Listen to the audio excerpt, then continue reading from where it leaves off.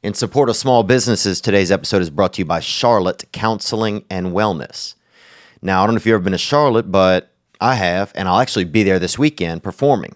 But people there need counseling and wellness, just like they need it everywhere else. The team at Charlotte Counseling and Wellness is staffed with licensed professional counselors and a licensed clinical psychologist. They're available for in-person counseling and therapy in Charlotte, North Carolina. Their counselors are ready to help you find calm again. Go to www.charlottecounselingandwellness.com/Theo to get started today.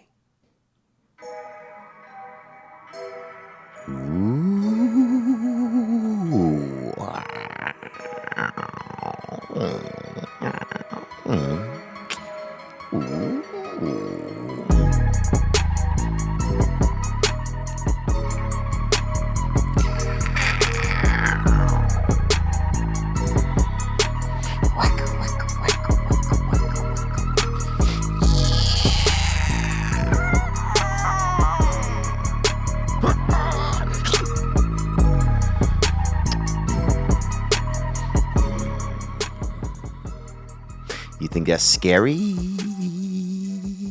Is that scary music? Let's see if we have something scary.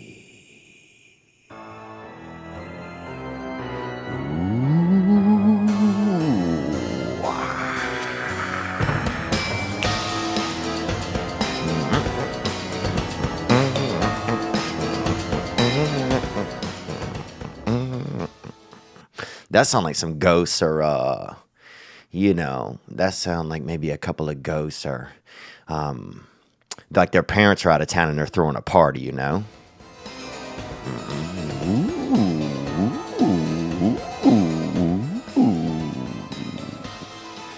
That's what that sounds like. Let's hear another scary sound.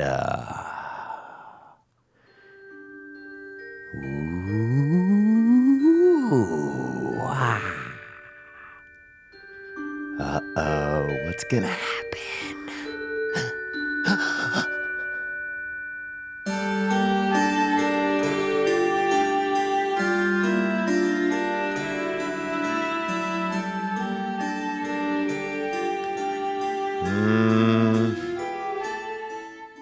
That sounds a little bit like maybe like two swans were like, having had a couple of children and one of the, maybe like, they can't find one of the babies or something kind of.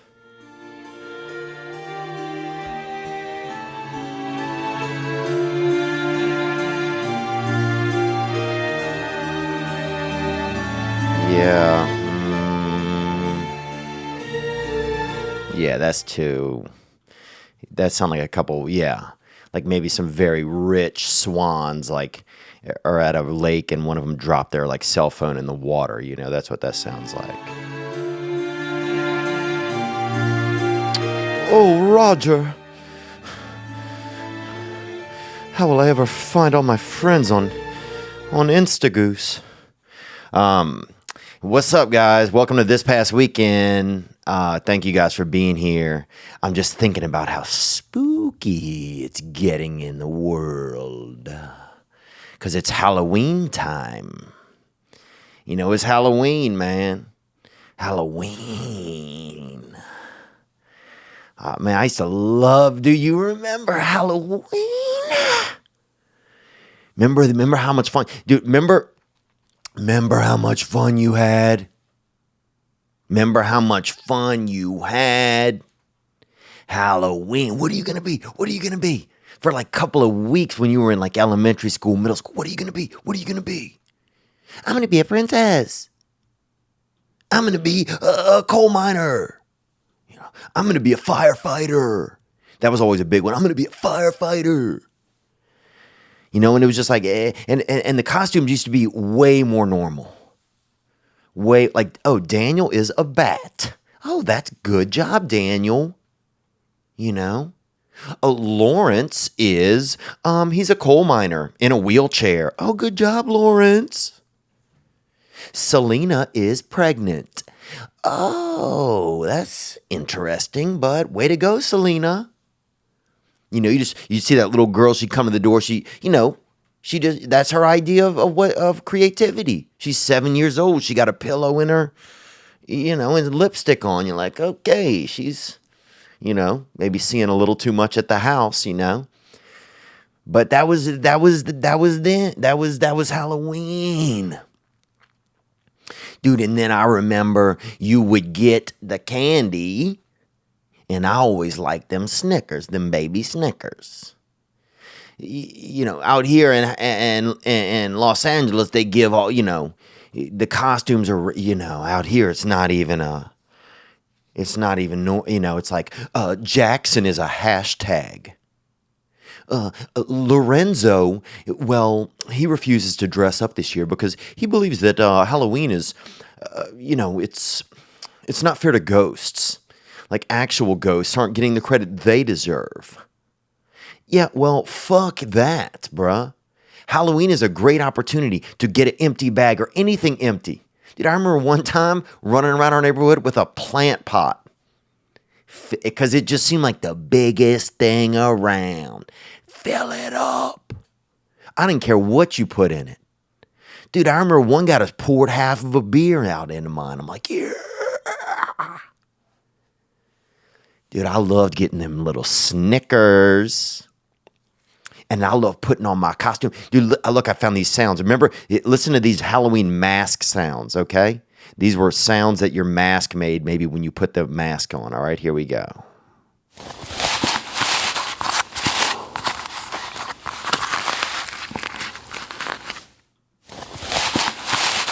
Remember that? Okay, now what about this one? Listen to this one. Ooh. Oh, now if you had some money, that second one you had a little bit of money because they had that plastic. You had that, it was like getting back in your mother's womb. Just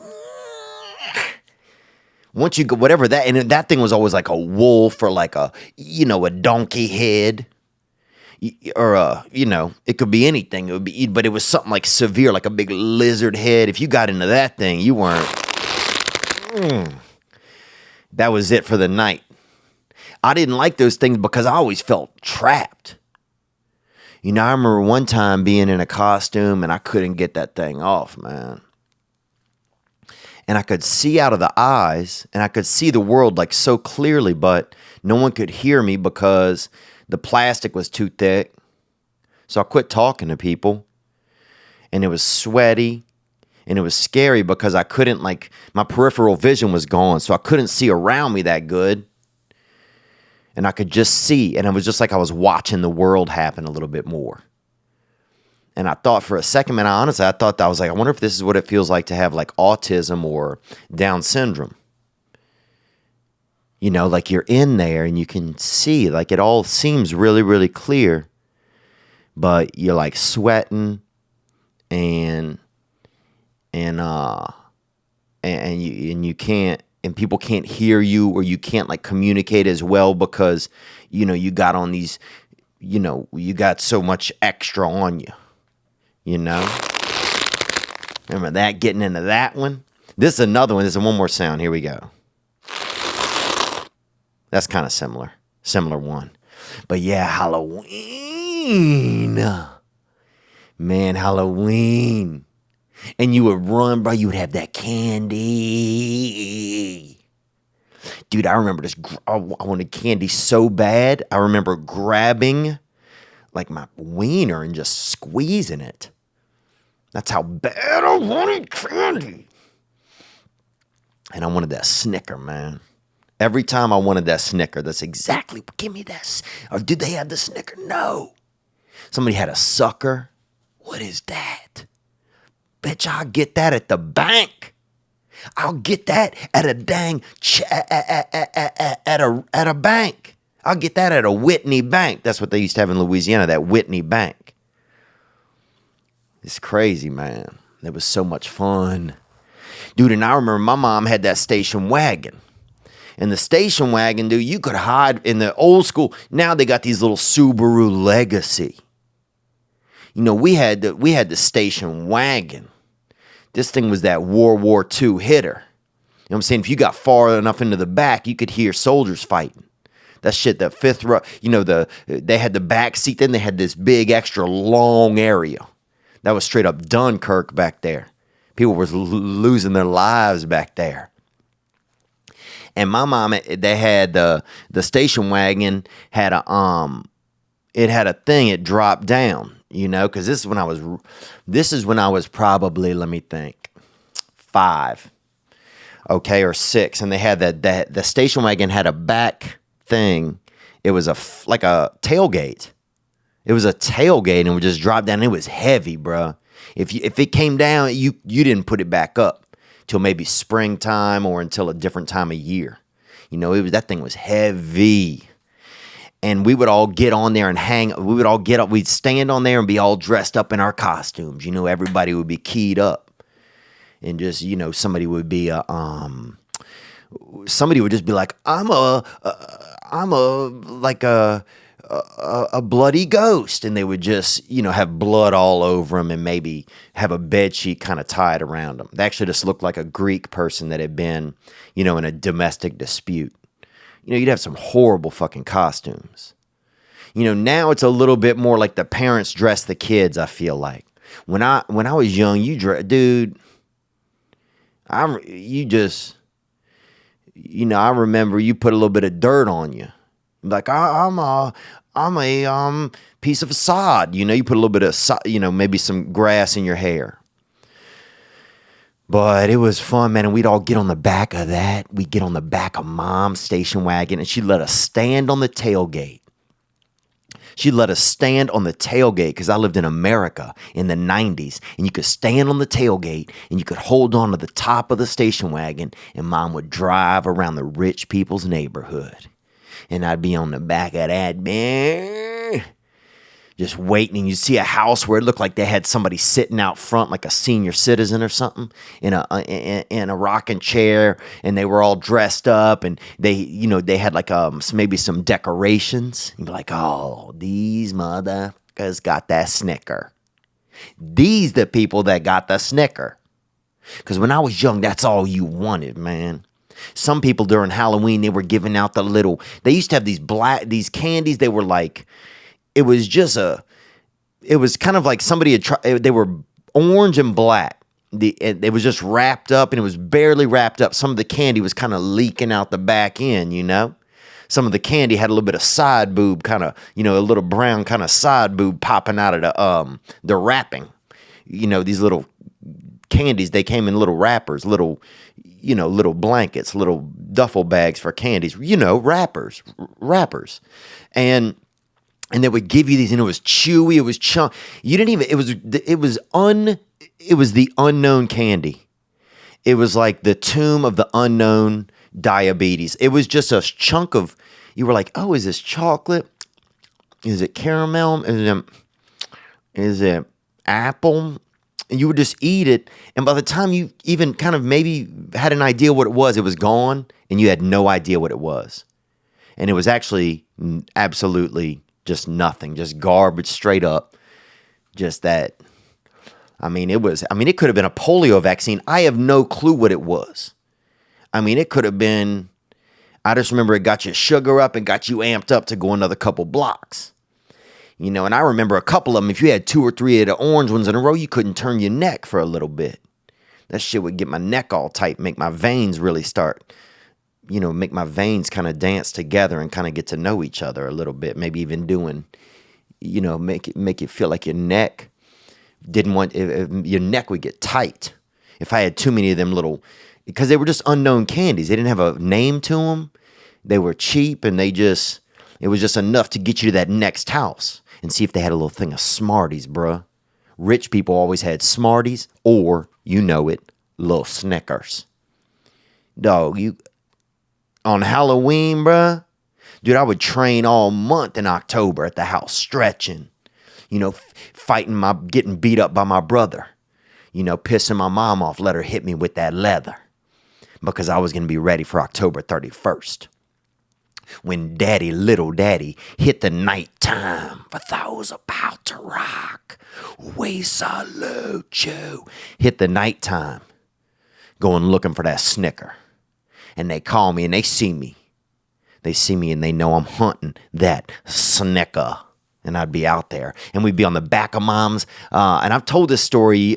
I probably told it last Halloween. I'd be on the back. We'd all be lined up on the back of us. One of us, somebody's just easy costumes. Somebody's a turtle, Little Ronald's a turtle, Little Nathaniel, he's a goat, and he got real goat hair. His dad put real honey and goat hair on his back to make him look authentic. And he's a real little goat boy. And they put little fake horns on his head, and they squeezed him maybe into they might have squeezed him into a mask. I don't even know. They might have squeezed him in one of those tight hitters. Ooh. And little Nathaniel's all keyed up. And maybe his daddy had a little bit extra time off of work in October, and he put real wood on the bottom of his shoes. And he nailed it into the bottom of his shoes, or super glued it onto the bottom and painted it black. So now little Nathaniel got real hoofs. And maybe he's out there and he have on children's underwears, or even sometimes in Halloween you put on a baby diaper. You'd put a diaper on your body, in case you wanted to piss or something, because you wouldn't. We went hard at Halloween. There wasn't, and we were on enemy territory. We're out there trick-or-treating by the rich. Dude, you trick-or-treat in my neighborhood, dude, you get a rash for sure. Bed bugs, you get probably, they have a lot of registered sex offenders by us. So, none of these freelance boys, I'm talking people in the union, them real hitters. So you wouldn't really, a lot of people by us didn't even have calendars. You stop by dressed up, they might think you a real animal. If you come by, little Nathaniel rolls up as a goat, bro, they might fucking grill that boy up. We having some rack of Nathaniel back here next weekend. We having a barbecue. But yeah, man, we would go, and Nathaniel he'd have maybe real goat hair on him. His dad would put honey on the back of his legs and honey on his back, and then they had real goats, so they'd get real hair off these goats. Because that's free. If you have goats, that hair is yours if they're cool with it. And you put it on, and then you're like, damn, that boy looks he's a real swaggy piece out here. And we'd all be on the back of and we'd have those diapers on because we weren't going back home. You know what I'm saying? If the diaper was because if you wanted to urinate or make duty, and you could do it right there and still trick or treat. Because this was our Vietnam, bro. October 31st, it was us against the world. It was us against these candy makers and these people that had front doors and these people that had jack-o'-lanterns. And it was us, and we was going to get ours. We was going to get them baby Snicker. And man, it was epic. And we'd all be on the back of on the back of Mom's car with the tailgate down, and she's rolling, bro.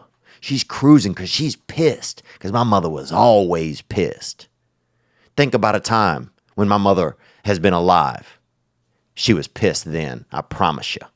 And we're on the back, and Mom would roll up by the yard, and we would run and jump off that tailgate into the yard as that car was going, just like right out the back of a C-130, man. Shout out to all of our servicemen and women, just right out in the yard and tumble roll into the yard.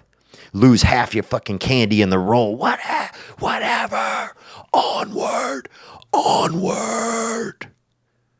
Hold the line. Forward. And we'd roll out onto the ground. Your brother, and then your sister would come off at the last minute. She only 2 years old. And that mom car still rolling, just coming to a stop. And my sister just fall off that bitch. She couldn't even jump. Her legs didn't have that jump ability in them yet. They was just, just them fucking little pushers. She would just kind of push herself and then just fall. And she'd fall right off the tailgate into whoever's yard it was, some rich person's yard. And then it was just every step you could get through the dark grass to get up to that front door. And you would just ring that damn bell. You would knock. Dude, I would ring and then knock. And if they weren't there within half of a second, I would ring again. Trick or treat. And you would fight over who got to say trick or treat. Remember that? Rolling up close to the door, you'd have a 6-minute fist fight over who gets to say trick or treat. And then you get there and then they open it up. And sometimes inside you see people having fun, families, you know. Maybe they're watching TV or tickling each other. Maybe the dad, if he's rich, he might be throwing a piece of popcorn up in the air, catching it in his mouth, you know. Maybe the kid, you see, he got a nice pair of, extra shoes or cleats by the door, whatever. They got calendars, legitimate calendars from from the actual year it was on the wall. And the mom is right there and she got the big bowl and she's dressed up like a little cat or like a female lemur or something kind of sexy, like a little deer. And she got that bowl. And man, you hope that Snicker was in there. God, I loved Halloween. And then it was on to the next one. And you make the street, and then there weren't as many, you didn't see as many porch lights on. You'd be like, all right, let's get back on the car. Let's get back on Mom's tailgate. Go, Mom. And Mom's complaining, is everybody, who gives a go? Go. You're back there yelling, bro, half your candy. You don't even know. You getting your brother to look at something, stealing half of his shit. You got all the candy bags tied around your sister's neck. At this point, she's just a sugar mule. She's just muling sweets around. She's 2 years old, building up thighs. By the end of Halloween night, by November 1st, she got thighs look like a damn quarter horse. Look like a pony that was raised in quicksand and is still alive. She got them big, strong thighs. And she just got 9 bags of candy tied around her. And she just muling sugar. And you guys back on the tailgate again. And you're going and you see another person's yard. And we'd run and we'd jump off. And I never forget what happened, man. Little Thaniel jumped off. And some people, every now and then, some real fuckaroo has to have a hydrant in the front of their yard. And you know what's great about them? They don't put lights around the hydrant. They don't put any. It's just a hydrant in the front of their yard. And this person had painted their hydrant brown so it would match their house. What a real Albert Stein. So we all running off. We jump into the yard. 1, 2, 3, just parachuting off the back of Mom's tailgate. And little Daniel. Little Daniel, that little goat boy, he's all shook up. He's hopped up. He's had maybe about fucking 65 rolls of Smarties. And 15 of those, unidentifiable brown and black candies. He got so much. And those things, you couldn't even get them. It would just get stuck in your teeth. Remember that? Remember those? That's all they were. Those things, the orange and black ones, they just get, all it was something that kind of tasted like coffee and would get stuck in your teeth. Come on. But little Daniel, bro, he'd run and jumped off. And in the dark, you thought it was yard because we'd all hit yard. And Daniel fucking just landed right into that, the fire hydrant. Just imagine flying through the air. Halloween on your brain. 65 rolls of Smarties in your system hopped up. Won't be able to close your eyes for a month. You got so much glucose rolling through you. You got real honey-hooked goat hair on your back. Your daddy made you fucking wooden hooves. You got pine hooves nailed into the bottom of your Reeboks. And you got on a diaper full of urine and possibly number 2. Depends on how fired up you were. And you got a fucking damn goat mask on your face. And out of nowhere, just BAM! Out of the pitch black, a fire hydrant. You jump off of a tailgate into pure darkness. And you hit a fire hydrant. And that boy was never the same. Never the same. So, but that's Halloween, man. God, I love it. And I miss it. And I'm happy to be here, man. Crazy, but different back in the day. People, you could dress up as an apple, an Indian. They had a black kid came to our door as an indentured servant. Like, whatever. People didn't care. People wasn't like, oh, this means this means whatever. This is a kid. They want to dress up. Let them dress up. People know I've been Peppermint Pat before. And I'll get a cotton, some cotton body cover and stuff and, shirts and that and pants. And I'll put little peppermints all over them. And people are like, who are you? And I'm like, I'm Peppermint Pat. And they're like, who is that? And I'm like, who? It's no one. It's Peppermint Pat. You know what I'm saying? I'm that breath, I'm that sugary little freshener. I'm that sugary freshener. I'll put, my finger, I'll put two, I'll brush my hands along your cheeks and make your breath smell nice. Peppermint Pat. Not a real person, but in my mind it was real. Remember, Halloween was also a chance. I remember it was a chance to go door to door in your neighborhood and see what the fuck was going on. Remember that? You get to some people's house, you're like, damn, they don't have any furniture. I remember we opened one person opened their door. It was just a garage. Their whole house was just a garage. Like, what are y'all sleeping in that Ford Explorer? What the hell is going on? But you kind of got to see what was going on in different people's lives, man. It was interesting. It was really, really interesting. But happy early Halloween. I'm excited. I get excited for the holidays, and I get excited. I love the holidays. I love things that bring people together. And I think that the holidays is one of those things. And I think we all need it. I want to make a couple of little announcements. The King and the Sting podcast is coming. If you want to submit some artwork for that, you can email us through the website, or you can send Brendan Schaub or myself a DM. And, we're just looking for some cool, we want neat artwork. King and the Sting, Kats. And that's it. So if you want to submit something, be a part of it.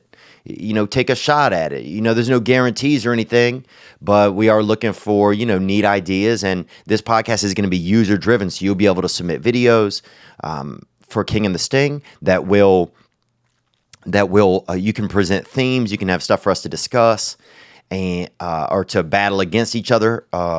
Like Domino's versus Pizza Hut. We used that example before. Or, Dolphins versus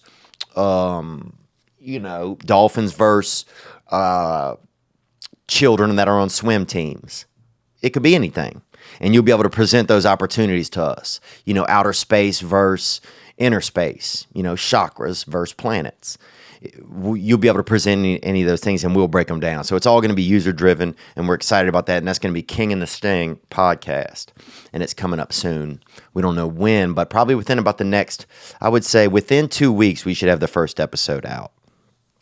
What else is going on? I want to just say thank you for the people that are on Reddit and subreddit.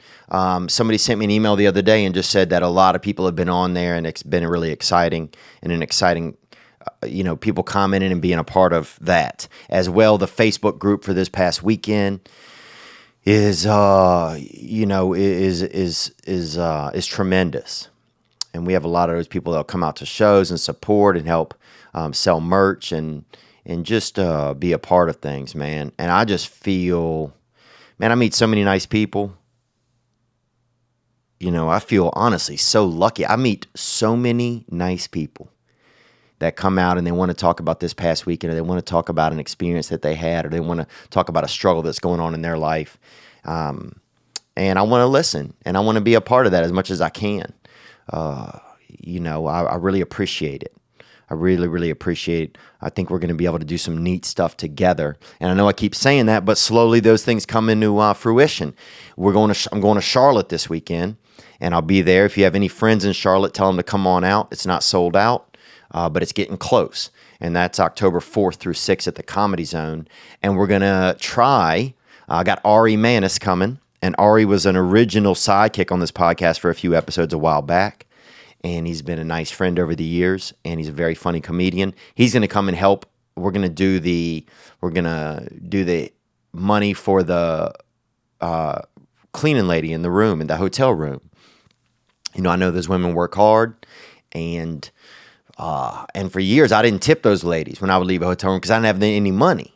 And now, you know, I'm able to leave that $5, $10, that $20, or, you know, meet her in the hallway and just say thank you, and leave a little bit of money. So our goal is, and we may fail at this, our goal is to hide money in the hotel room. Like before she's going to come in and clean, just basically say, do you want to be on a hidden camera game show maybe? And then see how it breaks down where she, you know, it's going to be like, okay, you have 1 minute. We hid money in the room, cash. And now you have this much time to find it. And then we're going to have cameras so we'll be able to watch her try and find the money, which I think will just be a different experience for her, being in a hotel room and being able to mess it up and look for cash. So that should be fun, man. That should be a fun experience. I don't know if that's the best way to do things or what it is or what our plan is, but our plan is just, you know, to help a lady that probably works really hard make a little bit extra cash. So I want to thank our Patreoners for supporting us on that and contributing to make those types of things happen. So, you know, we use the money to be able to fly Ari there and help and have him help produce it over the weekend. So I'm pretty excited. What else? Any other announcements? I think that's kind of what's going on. What did I do this weekend? I went and got that PRP. So some of you guys know, you know, about a year or so ago, I got hair restoration. They take part of your hair, and your hair is just, you know what your hair is just like your hair is just, it's like a pieces of fabric that grow out of your body. And it's really remarkable when you think about it, that your body is almost like a planet. And you know how a planet has like a forest here and like a pond here, and they have water here. Your body's just like that. Your body is like a planet, you know. In some places it have a forest at the top and have a little forest around your wiener. And on a planet, a wiener would be like a volcano. And then they have, you have lakes and like whirlpools, and those are like your eyes and mouth those would be on a planet. It would be like a lake or a sinkhole or a geyser. Your mouth might be a geyser if we're on, the synonym of it for, your body being a planet. Your butthole would be maybe a crater or like a dirty wishing well, if somebody had a real dirty wishing well in some town or something like that. But I say that just because like hair is basically like, so I got that hair surgery, and they took, they basically did reforestation. And reforestation is when you take a little bit of a forest and you move it somewhere else. I don't know if you've ever, like I remember one time I stayed at a DoubleTree and I stole all the plants out of the lobby and put them in my hotel room over the weekend. Or over like 2 weeks. I was there for 2 weeks working on a television show. And I took they had big, beautiful plants one night. I mean, these plant pots were 3 feet across, 4 feet across. And I got them all, and I got them on a dolly and got them up to my room. So my room looked like a jungle, The lobby looked a little sparse, boy. But my room looked like a jungle. And that's called reforestation, when you move plants around. And that's what they do. So I got the hair surgery a while back. They took hair out of the back of my head because, I'm full back here. I mean, I got something. The animals, when I drive by, you can see animals coming to the edge by the highway because they see this bad crop I got rocking. I'm that crop rocker. I got soybean, sugar cane hanging off the back of my headpiece. My skull, bro, if they ever do my skull at a science place or a scientific center, I mean, they're never going to be able to get the hair off the skull. That's how my shit is in there. A lot of my hair starts at my spine, grows up through my brain, out my head bone or my skull and into the world. But animals, they sense that. They know when they see that, when they see that gumption rocking through. when they see that I got the balls to grow the falls, daddy. And anyway, for a year ago, I got the hair transplant. They take the hair out and they put some of it in the front. And I wasn't losing my hair. I just, I've said this before. I love surgery. I love little surgeries. I like being in there. They make you feel taken care of. You get there, they care about who you are. They write down your information. And they have like a nurse that checks on you. It just made me feel really cared for. And so that's what I always liked about them. And so anyway, you have to go back in though once a year, and they take stem cells, they take blood out of your arm, and they basically pick an all-star team out of your blood in a machine that picks like all-star. Basically, they get all the Dominique Wilkinses out of your blood. Like they send the Lonzo Balls elsewhere, but they take all the the Kobe Bryants and the Chris Mullins and the the Penny Hardaways, the Anthonys, and they take all of those all-star teams, and they inject them into your scalp.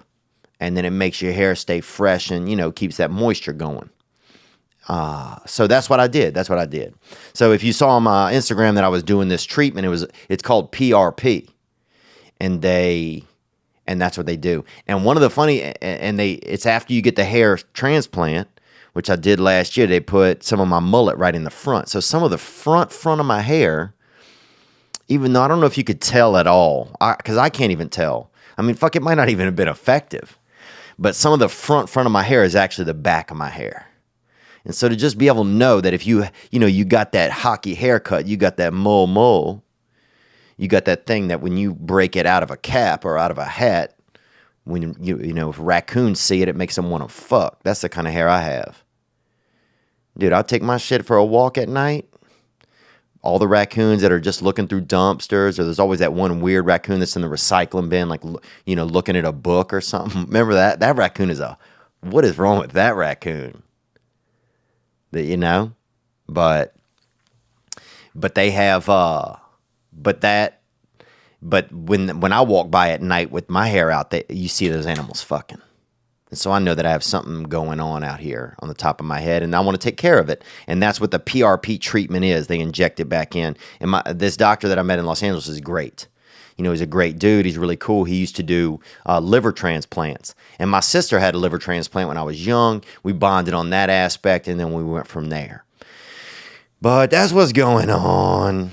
I'm excited about King and the Sting. What else happened?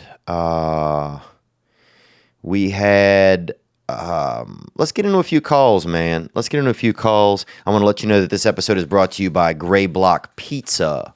Gray Block Pizza and Bronx Born Pizza, which is in Bend, Oregon. Gray Block, which is in Los Angeles on Pico Boulevard. My friend Ruben sent me a picture on Instagram the other day of he and his wife over at Gray Block while they were visiting Los Angeles. And I was grateful for that. Thank you for sharing that with me. One of my good friends is the owner of that place. But yeah, I loved Halloween growing up. I loved Halloween. I just loved being young. And I loved that time when everything wasn't so judgmental. We let people breathe a little bit. We let people be human. And you got to be human enough so that it actually meant something on Halloween when you got to be a beast, or you got to be a scientist, or you got to be a bumblebee or a rat. It meant something because it's like you were like, oh, tonight I get to creep out, I get to, I'm enough of a human that I get to creep out. I get to be a creep now. I get to be something that is scary. And there was value in that because it was the one night you could do it. But now people out here fucking trick or treat. There's some people so angry out in the world, they Halloweening every day. Every day they leave their house as a Frankenstein. And Frankenstein was a man, I don't know if he was Jewish or German, Stein or Stein, one of them is, I think, one or the other. But yeah, he was like maybe a Jewish man or a German man that had bad skin, I think. And I think he also got electrocuted by his friend. And they, I think, shared an apartment. I'm not exactly sure. But it was fun back then. Because it was a night to be something different. It was a night to be something different. And I loved it, man. I loved Halloween. This episode is brought to you by BetterHelp.com. It is professional and affordable counseling. And if you need counseling or you're considering counseling, you're afraid to maybe go to an actual counselor in your town or in your city, you're afraid to talk to a spouse about maybe going to counseling or a friend. I found BetterHelp to be better and helpful. And especially a great starter way to get into going to therapy. I go to therapy. I currently go to two therapists, and it's helpful for me. Will I always need it? I don't know. But for right now, it's helpful in my life. And you can go to betterhelp.com/Theo, Theo. It's available worldwide. You can interact with a therapist through desktop, mobile app, or FaceTime. You can send messages. You can schedule video and audio sessions. So it's a good way if you aren't sure if therapy or something is right for you, but you may need help with something. It's a good way to get into that world and check it out. BetterHelp.com/Theo. What else? Let's get into some calls here. We have last week we had a guy who called in and he'd been having some issues, and he called in at the end of the podcast and he was struggling with addiction and with some, because the addiction is the dark arts, and that's Voldemort living in the nape of your neck. And imagine having something evil just living in your neck, casting spells inside of you, spells that you carry out a lot in your life even though you don't want to. And we had a man that called in last week, a father. He was 5 days sober, and he'd been struggling with some issues with his wife and feeling like he was going to lose his child. And we had a couple of responses that came into that, and we'll tap into one right here. This is Jasmine. Onward. Hey, Theo. I'm Jasmine. I'm from Calabasas, California. And this is, Jasmine is, thank you for calling, Jasmine. And this is on our video. You can see this on YouTube. You'll be able to see the actual video. And you can submit videos to the website through theovon.com as well. Onward. Calling in because I heard the last guy, Devin from Montana, going through some dark times with alcohol. And have not drank alcohol in 10 months now.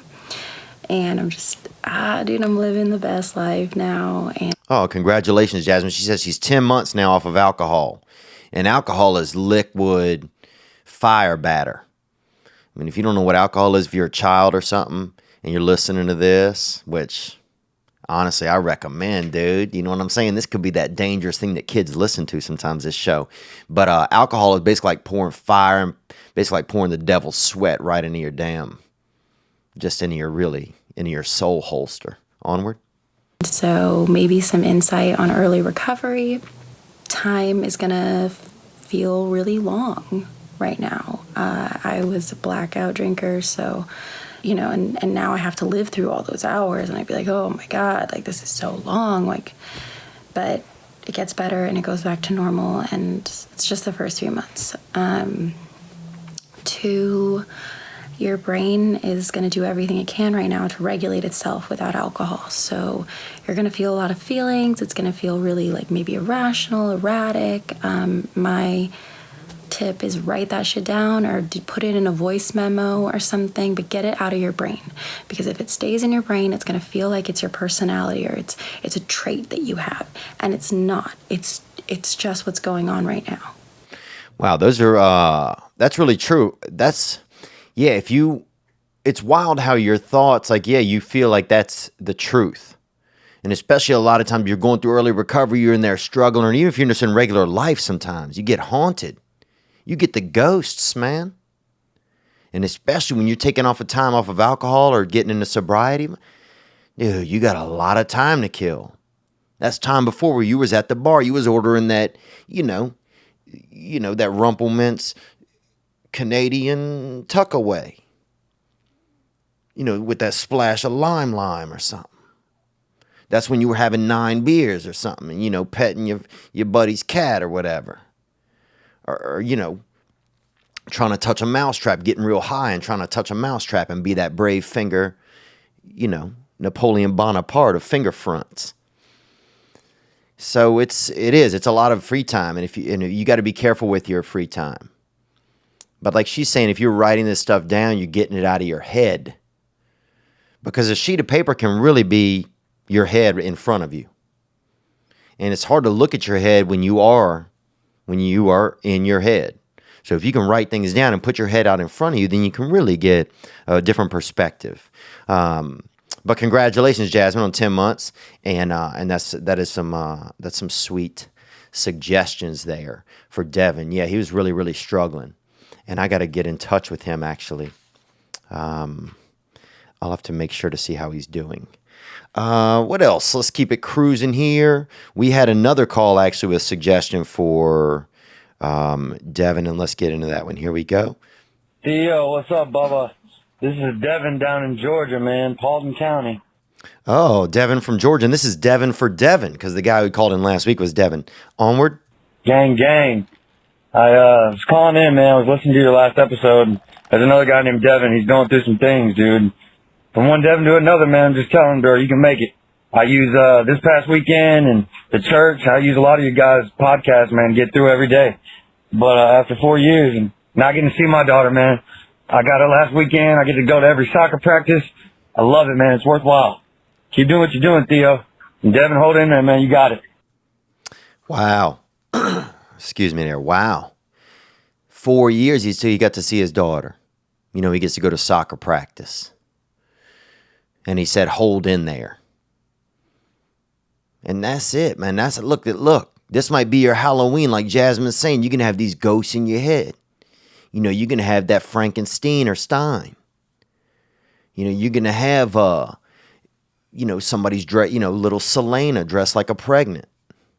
You're going to have these things in your head that are going to be haunting you. And you got to hold the line. You got to jump in it. You're in the grass now. You ain't still out there running and jumping in the dark hydrants like Daniel, like little goatee Daniel. You got an opportunity. You're in the grass, and you have to trudge along.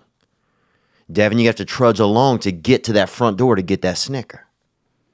I know that's kind of a crazy correlation, and I don't really, it's just a silly correlation. But what I'm saying is that other people can do it. This man, Devin, did it down in Georgia. Dude, if he can do it in Georgia, you can do it in somewhere else. Because different places are just different places, dude. There's different pieces of land. And you can do it, man. But it's nice to know that you have people out there that are thinking about you right now. And you got this, Playboy. You got this. And we got to check in with each other. I'm going to check in with you as soon as this show is over. The hotline is 985-664-9503. You can always call the hotline and leave your thoughts, suggestions, feelings, what's going on in your life.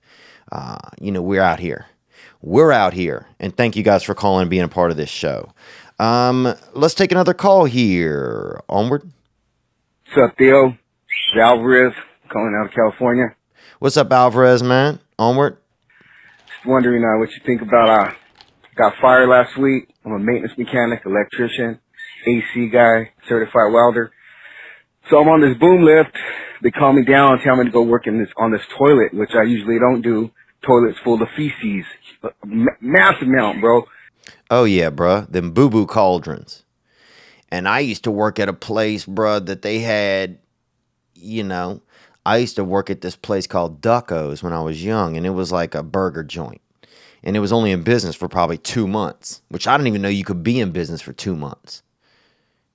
I mean, that seemed like almost not even a business. It seemed like somebody just having people stop by and then getting a little bit of their money, and that's it. But so Ducko's, they had burgers and cheeseburgers, and they had the famous 4, and that's what it was called, and it was 4 pieces of meat, cheese on the top, cheese on the bottom. And that was the big thing. We're going to put cheese on the bottom of the burger, that famous 4. And, dude, people would get sick from it, I guess. I don't know if something was wrong with the meat or something was wrong with the bread or just something was wrong with fucking Ducko and the whole joint. So I'm in there, bro. I was a counter boy. But that's the funny thing. Look, when there's only 2 people and employees and one of them's the boss, they hire you as the counter boy. Next thing you know, you in there. Next thing you know, you in there in the toilet with that, that plunger, and you in there just fucking ratatouille. Next thing you know, you working in that boo-boo kitchen.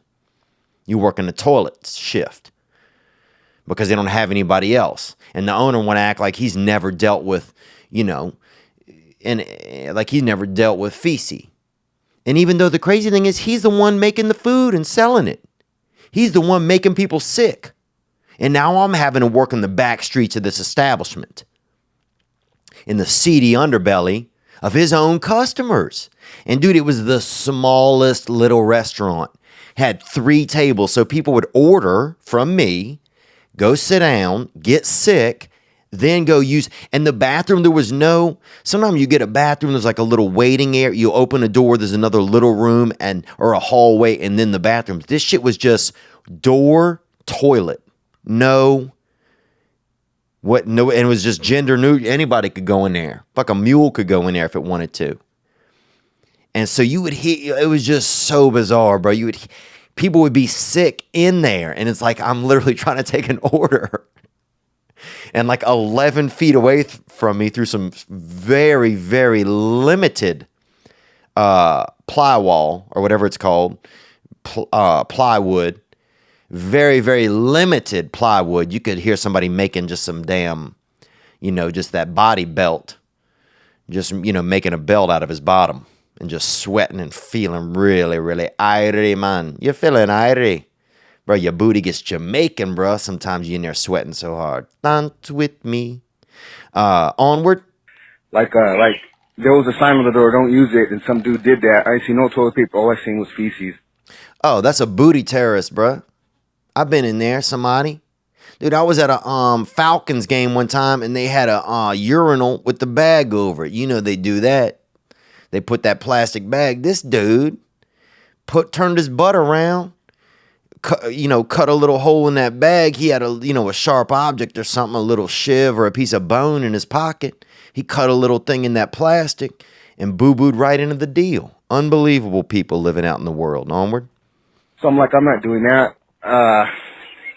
He said, the supervisor goes, well, if I have to do it, we don't need you here. I do a lot for you, Joe, because I also go to school at night, trying to get my long-term goals, get my master's in social work. Oh, congratulations, man. I love hearing that.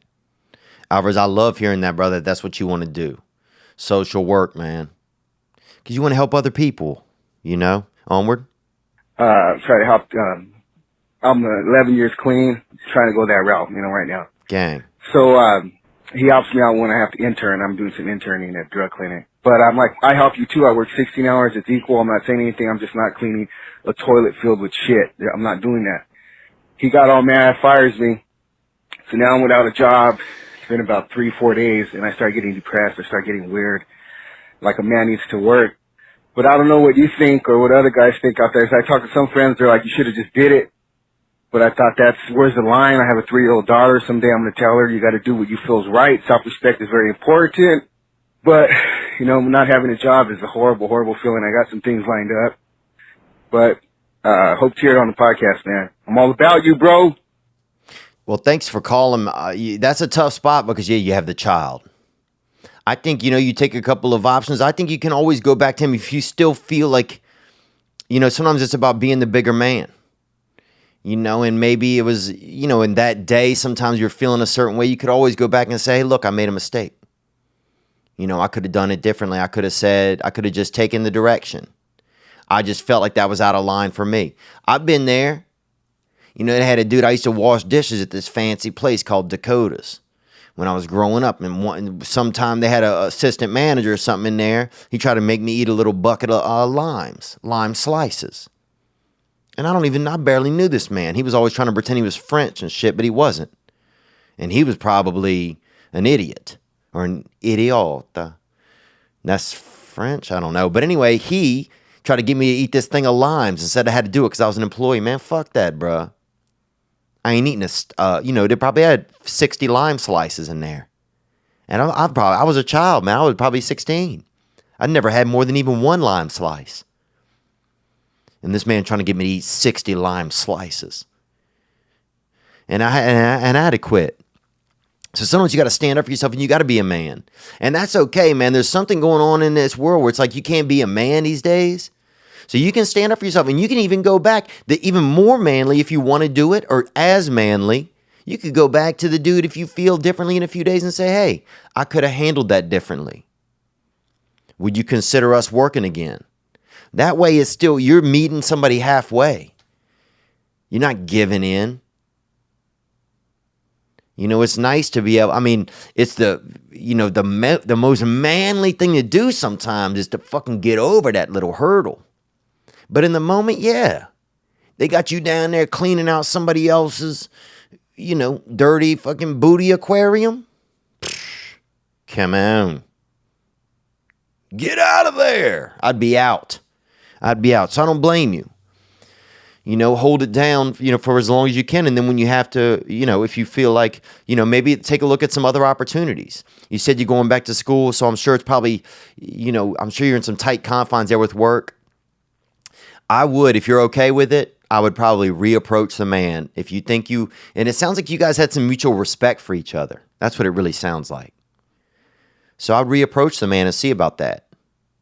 And your boys might ride you a little bit when you get back to work or whatever, but in the end, I think that it sounds like you're the kind of dude that guys on the work shift respect. And I think that they would respect you. You could just say cleanly, like, look, I needed a couple days to cool off, man. Because the booty work around here was a little too hot for daddy to be down there doing, suddenly you out there and you just some little boo-boo ratatouille. And you just out there working out in somebody else's porridge tank. Come on. But thank you for calling, man. And I love the fact that you're moving forward, that you have a plan in your life. You want to do social work. You have a daughter. You're already thinking ahead about that. You want to tell your daughter that you stood up for yourself, that you're not afraid to stand up for yourself. I love that. I love that, man. It's really, really a powerful message, and I appreciate you calling in. Oh, man. What else? Let's go on, man. Onward. Let's take another call right here. Oh, we had another video call that came in. Let's get that hitter right here. Hi, Theo. My name is also Theo. Oh, that's beautiful. So from, we got Dos Teodoros. Onward. And I am 30 years old. I am from Kansas City. Kansas City. I'm trying to come out there soon. Onward. I'm a musician, just a professional multi-instrumentalist. And I am also a transgender man.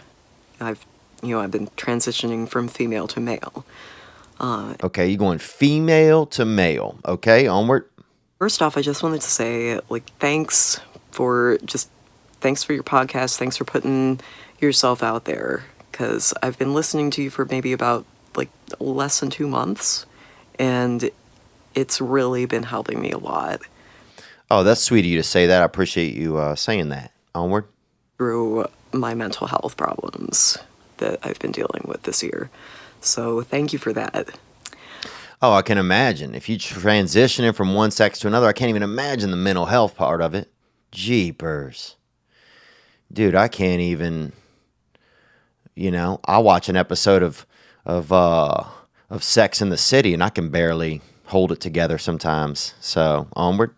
I was curious, being a transgender guy, I do not know the first thing about, being a dude. I don't know how to approach the social aspect of it, even though that's exactly, how I feel. And so I was wondering if, maybe you had any advice or any of, especially advice on how not to seem creepy or weird, because I know people are gonna start thinking that now. They don't generally think that of women, but they will think it of men. And I really don't want to come across like that. So that's pretty much it. Thanks again. Yeah, thanks for calling. No, this is super interesting. How do you be a dude? Well, you showed up at a really wild time, young lady. I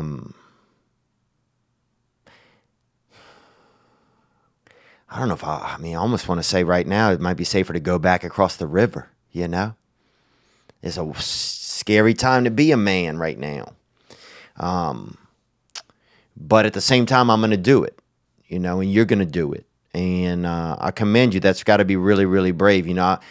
I've never been, I've locked my keys in my car, but I can only imagine if you locked your, if you feel like God kind of locked your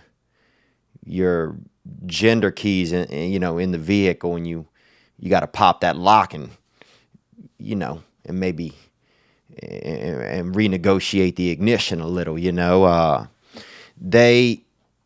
To be a guy these days, I think first of all you got to get some kind of like maybe some nice slacks, and some nice pants. I think a hat, if you like to do a hat, some guys do a hat. I think these days guys are a lot more supportive of each other than they used to be. I don't think you have to do steroids anymore, so you don't have to do that. I think getting into sports is super good. Even if you just watch as a fan, playing some fantasy sports, and it might not be something that you like, but I guess you're asking for things that I think make it easier to associate with other men. So those are some of them, being able to talk about sports. Being able to, UFC, that kind of stuff. At first, I didn't like watching UFC. I don't like watching people really beat each other. But then you start to see that a lot of these men are heroes, and that they have goals, and that they have ambitions, and the fighting is just the way that it's just their physical process of chasing their dreams. And so I started to really enjoy it more when I look at it like that. How else to be a guy? I would say maybe spit on the ground sometimes. You could do chewing tobacco if you want. I don't recommend it because you could get hooked into the tobacco world, but I used to do it for a while. I worked on a farm, and I didn't feel like that much of a guy. I had to guy up a little bit. And so I'd stuff a couple, socks in my junk area by that fucking, by that little meat tongue, that low tongue that you got, that wiener. And I'd put a couple socks in there and start doing chewing tobacco because I was trying to bulk out and man up a little bit. I've done a lot of things to try to seem manly over the years.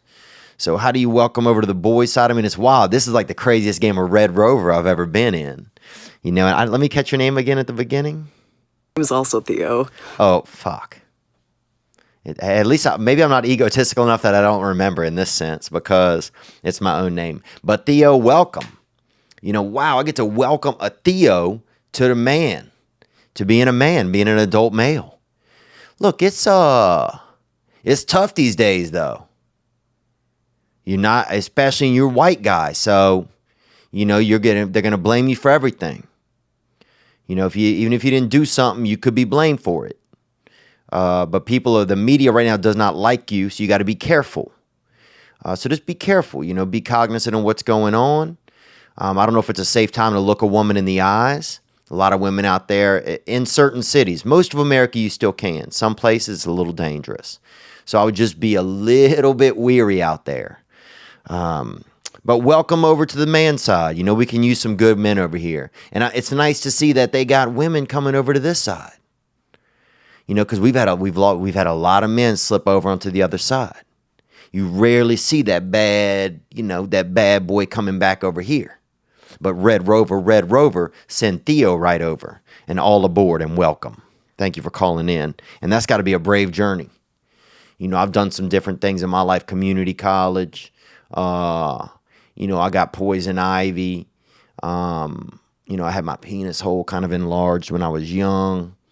I've tried to learn Spanish about 6 times. But I've never been through anything like that.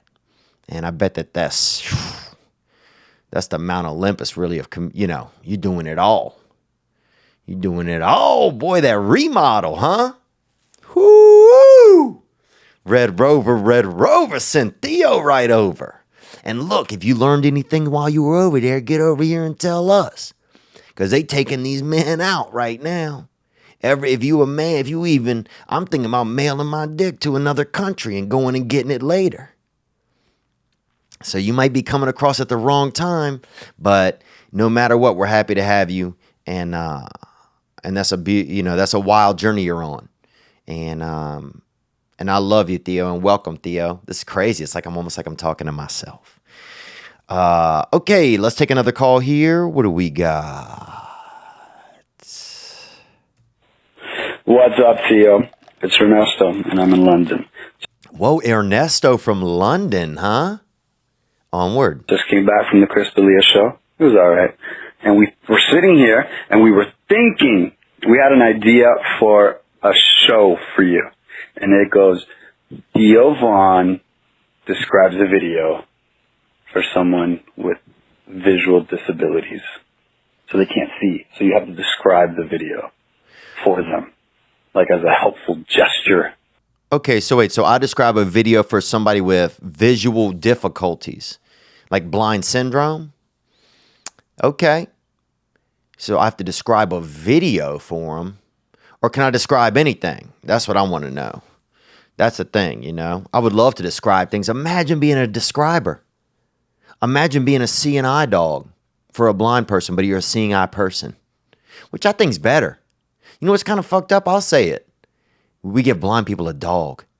Hey, guy, you can't see anything? Here's a dog. How about a real person that walks around and helps them out? You know, you got a bathroom, buddy. You got one, you know, a kid needs to go to the bathroom. You send them in pairs. But a blind guy needs to go for the rest of his life, and you tie a damn, you know, a Bichon or a, you know, a little baby Australian Shepherd to his hand. An Australian Shepherd, I think, is actually could handle the job of Bichon. Dude, if your seeing eye dog is a fucking Bichon, bruh,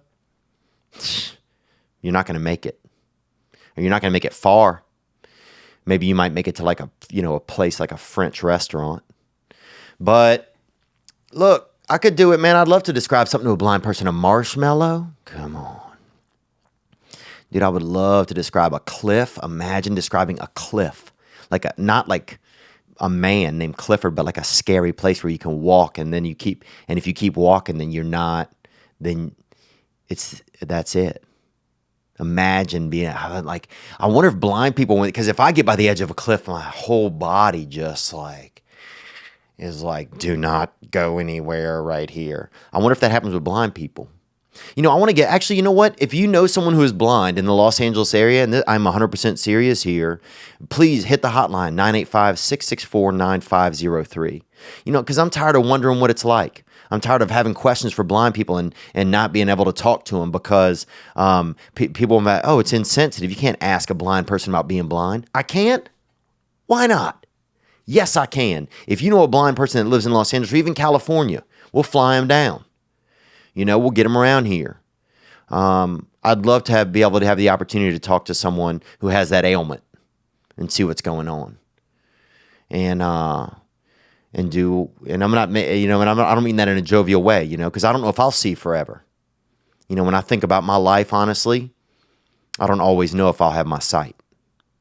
You know, sometimes when I think about 30 years down the road or even 10, 12, 13 years, I don't know if my eyes work the same as they do now. So we would love to have somebody on that has that ability. But yeah, being able to describe things to a blind, I would love to maybe be able to do that if I had enough extra time to do that type of work. But I think that's a beautiful job, being able to get somebody out there. Or even little, you know, even get like a little blind. They have those, you know, those goats that do sex and then faint, which I fashioned a lot of, you know, I fashioned my sexual style over. Because I get so nervous, I'd hold my breath during sex and then just get so keyed up, I'd fucking just be unconscious.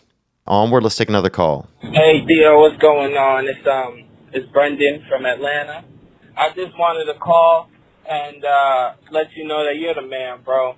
And you don't need to feel like you need to do anything bigger for us. Exactly what you do helps us and the community that watches you each and every day, you know. Thanks for calling, Brendan from Atlanta. Let's hear more. I'm a little nervous right now, but that's okay, man. Don't feel nervous, dude. I appreciate you calling. I think it's nice of you to call. I think it is. Yeah, I could imagine it's probably kind of nervous. But if we ever meet each other in person, don't feel nervous around me. You know, and if you do, just tell me that. Because I don't want anybody to ever have to feel nervous around me. You know, I'm not special. You know, I'm not a special person. You know, I'm just somebody that's just trying to be a fucking person. And it's really hard these days to be a person. It's hard to be a young man. It's hard to be a young man if you struggled and don't even know how to be a man sometimes. You know, in the environment we're trying to learn in. But by being here, by you calling in, bro, I really appreciate it. Let's hear more. You know, we don't even notice the bullshit. You know what I'm saying? We don't even notice, like, when you say you feel like you might not be having a good show, or you feel like some things might just go wrong. We just want to see you, bro. You know what I'm saying? So keep on keeping on, gang, gang. You already know what it is. And I hope that you're having a good day today, bro. You know? All right. Bye. Thanks, Brendan, man. Thanks for that. Yeah, I second guess myself a lot. You know, I think I've had a lot of trouble my whole life in making decisions. I don't know. I'm not very, nobody ever taught me how to make a decision when I was young. I was making my own decisions. And so I created my own reasoning in my head for why things go the way that they do, or why I choose. And a lot of times when I was young, it was selfish reasons. And I didn't realize it was selfish reasons. I just needed to survive. I needed to get by. I needed to be able to get some sleep at night. And so, you do whatever you have to do to get into a comfortable place, inside of yourself. And sometimes you create dirty stairwells or misguided. You create stairwells that don't always connect to floors and stuff. You create your own little belief system inside of you that makes you be able to function and survive. And so now I'm an adult, and I'm still have this, some of the contracting work inside of me is a little shoddy because I fucking did it all myself as a child, or I did it with strange influences, and so yeah, I guess I just get nervous sometimes, and and I do feel pressure as I get older. And I feel pressure as this podcast gets bigger listenership. Because I don't want to fail. I don't know if this is interesting. It's like I don't think it's that I don't want to fail myself. I just, it's something. I want this podcast to always feel small. And because to me, a lot of times it feels kind of one-on-one in some ways. Like I'll be honest, I don't know who you are, Brendan, but in my head, I picture you call. I picture maybe a young black guy or a mixed guy, maybe in a Honda Accord, bruh, but LX, maybe ducked off somewhere behind a Subway or Quiznos, bruh. Fuck Subway, dude. How every Subway has a B rating on the door. And every now and then you see a roach by the meat or a bug and you pretend like you don't. Come on. But yeah, maybe ducked off somewhere and calling into the hotline. So now that could be totally fictional. I don't know. Dude, you could be, who knows? You could be a woman. Who knows? But I appreciate you calling, man. And thanks for saying that. Yeah, I guess I just want to be, I don't want to waste somebody's time. That's what I don't want to do. So I don't want somebody listening to the show and be like, oh man, this dude's wasting my fucking time. That's what I don't want. For some reason in my life, I've always felt like that. Like I just am like, oh man, I hope I'm not wasting somebody's time. I think maybe, when I was young, people, I think my mom was so busy and had to work so much that, I felt like I was always under the gun emotionally or even with time-wise with her. So maybe that's why I feel that way now. Like, I just hope I'm not wasting somebody's time. I always feel that way a little bit. But thank you for calling, man. I appreciate you. And the ATL, I hope to be able to come there in the spring. And thanks for your support. I'm going to fuck up on this podcast. I'm going to say shit people don't agree with. I don't even know. I don't even know sometimes. But we got men coming over to our side. We got another Theo in the books now. So this shit is fucking, we heating up, boy. We got this army, baby. Let's go to another call. Onward. Hey Theo, gang. This is Derek Allen calling from Vancouver, Canada. Dirty Derek from Vancouver, son. You that snowy bad boy. You that abominable cat daddy. You up there in the snow. And snow, think about snow, dude. Think about if a lake just jumped up into the air and made itself cold as fuck and then fell on everybody. That's savage, bruh. Mother Nature is slithering.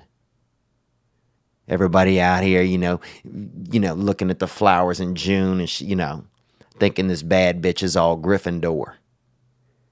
And then suddenly, come February, Mother Nature lifting fucking lakes into the sky and icing those things out and shattering them bitches and dropping them on the people's lives. And that's what you get in Canada. Thank you for calling. Onward. I was calling in looking for some advice, pretty much. So I've been talking to this lady, she's traveling across Canada, coming across to live here in my province. She's from Ontario. Oh, yeah. And in Canada, a lot of times, these ladies up there, they got some mad bitches up there. They travel, they got, little dogs in front of them. These Iditarodders. And these Iditarodders is when you have a bunch of, you ever seen 101 Dalmatians? It's a movie, it's like this angry lady. She's I think she's like a coat salesman or like a fashion designer, and she kidnaps a bunch of animals from the fire station. And they strike back, bruh. Those dogs strike back, and they're angry and everything. Well, but apparently some of these women, they use husky animals up in Canada, and they're forward moving, and that's how a lot of women will travel around Canada, because I guess it's safer than air travel or something. I'm not sure. I'll have to look into it. It's called Iditarodding. Onward. And anyways, I met her before. I met her a few months back because I was over doing work over there. Okay, so you met this girl. Opening up a shoe store together, so Ooh, that Al Bundy. Dude, in a shoe. Think about it. If you got a shoes. I mean, nowadays, you probably have to stand 11 feet away while the woman tries the shoe on. But back in the day, boy, you could get up there, touch that heel. Maybe. Ooh, this little piggy went to market, This little piggy had none. Remember that piggy? What the fuck was that piggy doing? This little piggy had roast beef. What the fuck, bro? I got to investigate that shit. Let's hear more, boy. You that Al Bundy of the North, son. There's some tension when we were working together. So anyways, so now she's driving over, and so I get to talking, and we're talking about some of that raunchy stuff, we're getting in some dirty tap. Yeah, and that's dark arts, especially in Canada, bro. It's probably not even that raunchy. It's like, oh, do you ever maybe put on a hat that's a little too tight? Oh, have you ever been making chocolate milk, and instead of 1 scoop of powder, you put 2 scoops of powder? I'm just joking. Love Canada more. Some dirty chat. And she goes, she asked me how many ladies I've been with. To I answer 3, which is commendable, I think. 3 is the male answer. You go 3 or you go 7. That's it. 3, if you're under 24, you go 3. If you're in your 30s, you go 7. And if you're between 24 and 30, bruh, you don't know what the fuck's going on anyway. So just wait till you get, to one of those ages and figure it out. More? I'm a 25-year-old guy. Oh, yeah. So, well, you sound like a nice guy. Yeah, 25 is an American 24. So that's a Canadian 25. More? And then to which she replied, she goes, oh, I was with 3 as well, multiplied it by 7. So now I'm thinking, oh, this is 21 guys. That's a lot of guys, So anyways, I'm trying to be an adult about this. She's a cute girl. She's a couple years younger than me. And, that's pretty much my story, man. Thanks, Theo. Keep doing your thing, man. Love the podcast. Dang. 101 Dickmations, huh? She's been taking in. Just make sure she don't have any spots on her pup, bro. That's all I'm saying. It's interesting. This makes me think, is sex still, what's the value of it? Does it still have the same emotional value as it once had? And I think to some people it does, and some people it doesn't. And some people their perspective of sex is totally different. To some people, some people, you never have sex. It's not it's like this hidden oracle to you. And some people who have sex all the time, it's more of a comfortable thing. If you're nervous about your body, then sex is one way to you. Or if you're comfortable about your body, sex is another way. If your parents, grew up in the 60s, they may be very sexual or be very open about stuff, and you may have been raised that way. Whereas if your parents grew up in a rural town or in the, with a church where things is real, they got pictures of like, snakes and stuff on the wall and everything, then they, people might be a little bit more risque about playing freeze tag with your crotch, with another crotch. So it's, it's different. Everybody's sex is different. So, she can make it 22 and you can make it 4 if y'all want to be like that. But what I do like is that you're willing to not judge her on that. Times it's different. It's a different time now, and people are just different. Some people are in America, they might not have sex their whole lives. They might not do anything. A lot of these women out in, a lot of women nowadays, they just filling their vaginas with cement and hiring an attorney to stand out front. They not even letting it's crazy. So, look, I'm just glad you're having an open conversation with this girl. She sounds fun, bruh. She sounds fun. Tell her to freaking come over to the house. You let her, water her dogs a little bit. Maybe she'll teach you some things. She's like the Danica Patrick Cox out there. She's been doing laps around the old, Dick Stadium. So I think it's cool, man. She sounds cute. Isn't that crazy? Any girl sounds cute, bruh. Hey, let me tell you about this girl. Oh, she fucking sounds hot. Does she have a friend? That's every dude. Let's hear more. Onward. Another call. Yo, Theo, big T-Dog. What's up, T-Dog? Onward. This is your other T-Dog, Trey from Portland, Oregon. What's up, Trey from Portland? Onward.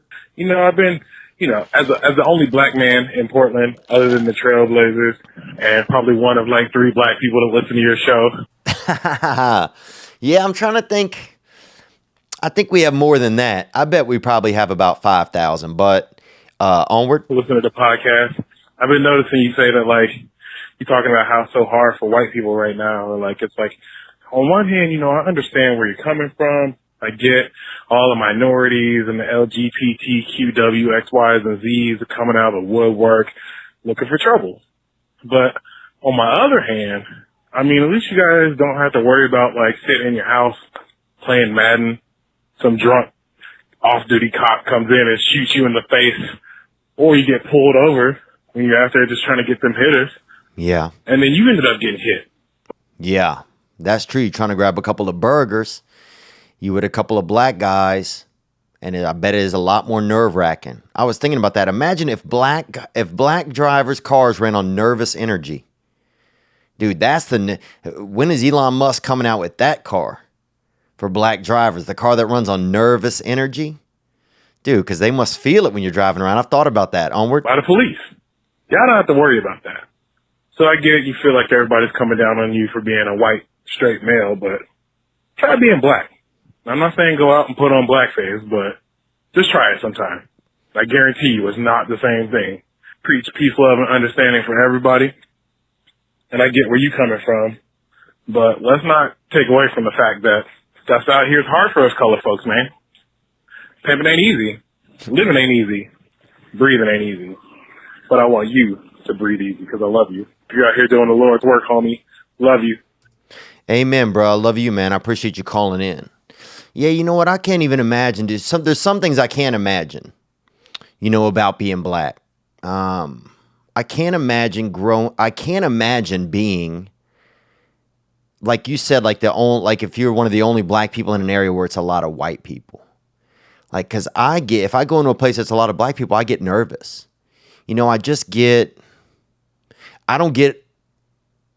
And I guess I get nervous because some of my experiences have been different. When I was growing up, I had a lot of friends that were black, and then also we get beat up by black kids. Especially when you're poor, it doesn't. If you're white or black, those people like to fucking fight, and there's a lot of ignorance at low levels of poverty, and so there was a lot of fighting, man. And it would be crazy because I remember I'd be doing Habitat for Humanity and building houses for some of the black families or whatever that the kids had fucking beat my ass. And had to, just manage all that stuff itself in my head because I didn't have any, my parents I didn't have an outlet emotionally with my parents to talk about that kind of stuff.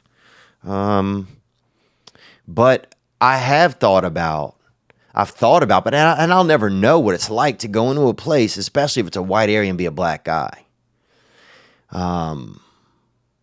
Yeah, or how nervous that would make me feel, maybe. And I think it's probably different for different people these days. You know, I find I have some black friends that are a lot more chill, or a lot more relaxed or chill in certain environments, and some that aren't. And also, it's probably the environment too. Like if you took me into like a black neighborhood that was more impoverished, then I would probably feel more nervous than if you took me into like a wealthier black area. You know, like at the Lenox Mall, I was fucking nervous because I was like, damn, I'm the poorest fucking person in here. And it was all black people in there. But yeah, I can't imagine what it's like when you're driving or something, or you show up at a place and people think you're going to do something just because you're black. I bet it's scary. I've had 2 friends in New Orleans in my lifetime, 2 black friends that have been murdered. And by other black men, black on black crime. One guy, they never found the person, I say guy, I don't know if it was a guy who did it, but it's I can imagine it's been dangerous. I can imagine it's been dangerous, man. You know, next time I want to be Mexican, I think.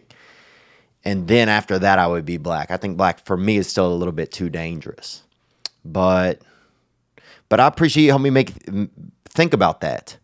You know, because what's funny is when I was growing up in Louisiana, you don't see you just see you get this, there's this energy in there. You don't see that black people don't have the opportunities. You don't see that.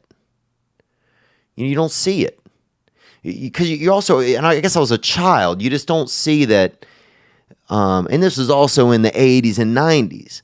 And now as I get older, you're like, oh, well, yeah, there weren't any black doctors in my town because they didn't have the opportunities.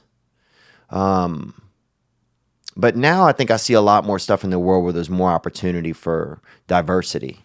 You know, even on commercials.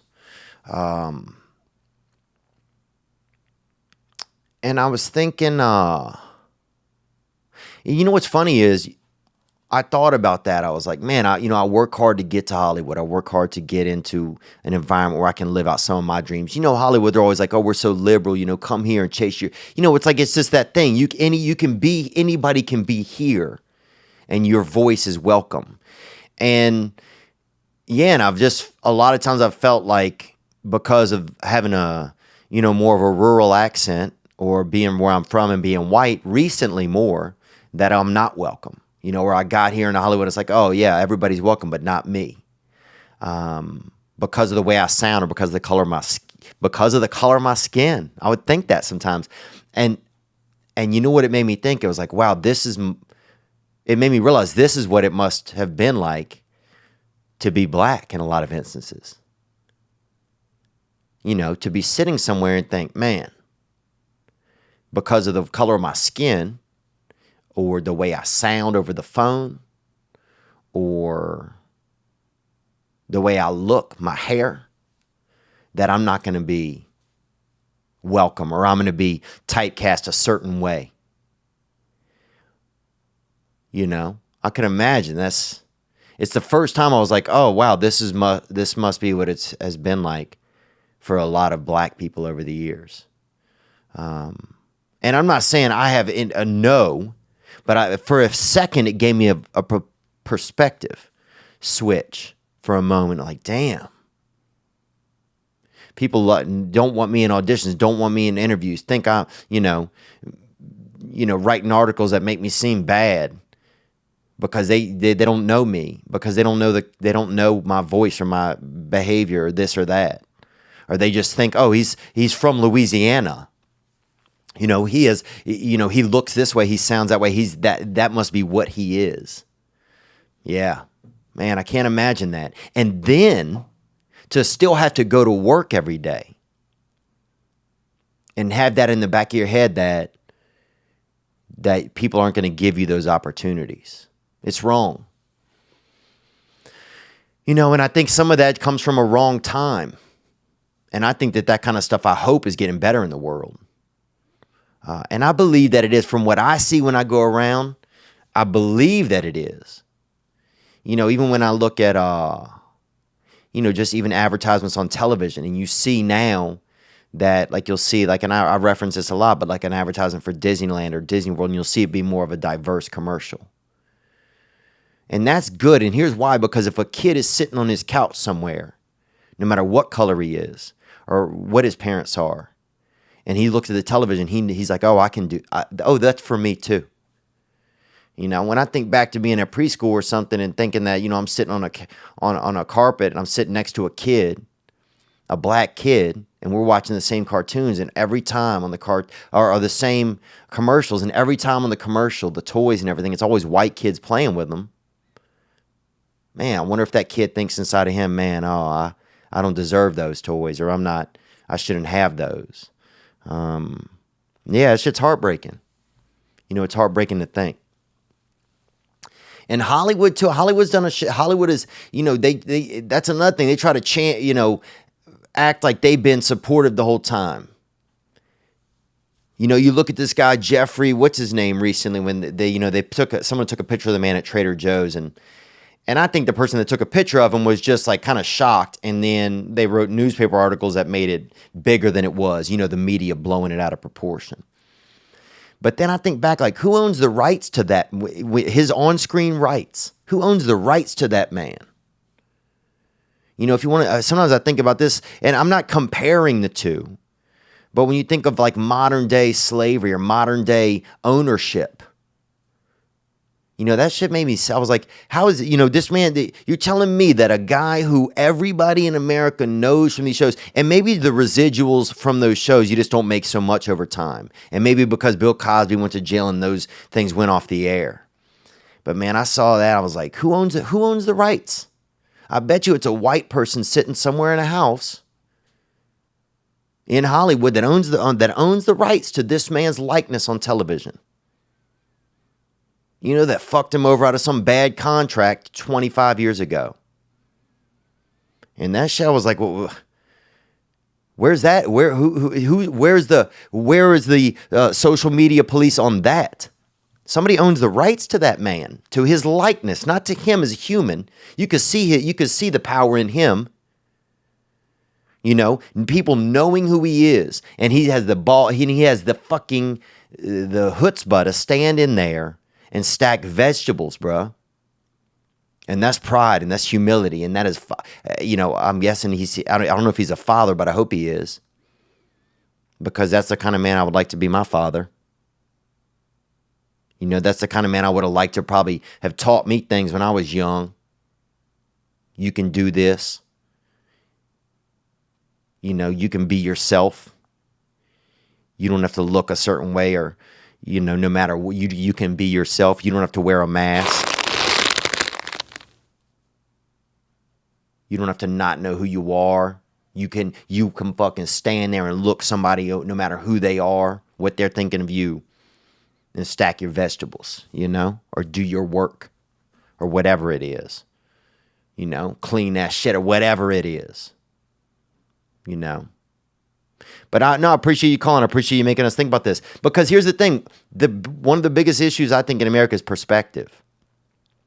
When I was young, sometimes I would see black people in my area, it just seemed like, a lot of them, they don't care. They don't care about their lives. They don't, they don't want to work hard. They don't want to do this. They don't want to do that. And you would see the kid, and a lot of the kids, I've said before, a lot of the black kids in my area that by a certain age, they weren't even in school after 8th grade. I mean, I would say 60% were out of school completely. Out of school. And when you're young, you don't know it, but not when you're in that area at that time, not today. At that time, you'd be like, well, they don't seem like they hate school. They don't care. They don't want to learn. Ignorant. But then once now I get older and I look and I'm able to see like, I know what it's like to grow up in that environment where you don't have the role modelship. You don't have the ability, you don't have some of the opportunity. Or you don't hate, even the role modelship is what's huge. If imagine being a kid, you don't even know anybody at a certain age that's been to college. How the fuck do you think you're going to end up going? You don't know. You don't think you're allowed at Disney World. You're not even going to, it's not even going to be an idea of yours to go. So yeah, I mean, it's interesting, man. I like thinking about this kind of stuff. And I like the fact that I'm open to have different ideas about it. And I like the fact that you are too. And I appreciate you for not judging me solely based on one sentence or on one thought. But I think that, look, everybody has a different experience.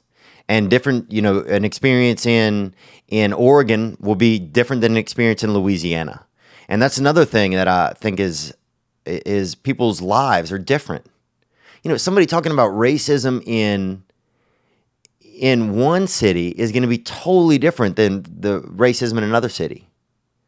And I also think that there's too much, you can't blame just white. There's a great deal of racist people of all cultures and all ethnicities. Black, Mexican. I'm sure there's hella racist in Native Americans.